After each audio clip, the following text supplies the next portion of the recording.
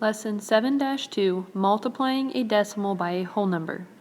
So when you multiply a decimal by a whole number, you multiply as you would without the decimal, and then you move the decimal the number of places in both factors. So to determine the number of places in both factors, you look at the numbers that's behind the decimal point. So there's 1 behind the decimal point here, and then 6 does not have a decimal point. So when we got our final answer, you would move your decimal point 1 place. So let's take a look at these examples together. You have 0.17 times 31. So we multiply like normal. We do 1 times 7 is 7. 1 times 1 is 1.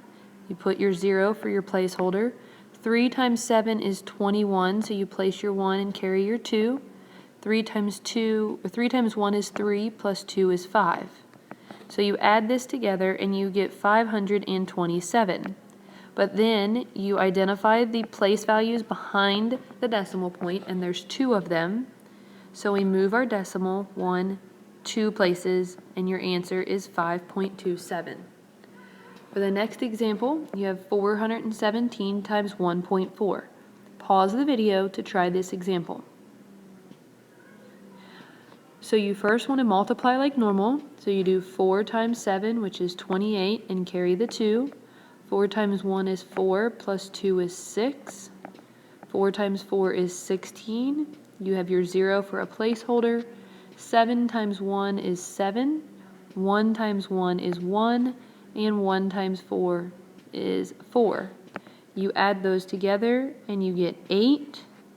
Then we have 13. So we have 8. So we have 5,838. There's 1 number behind the decimal point, so there should be 1 number behind the decimal point in our answer. Pause the video to complete the lesson review.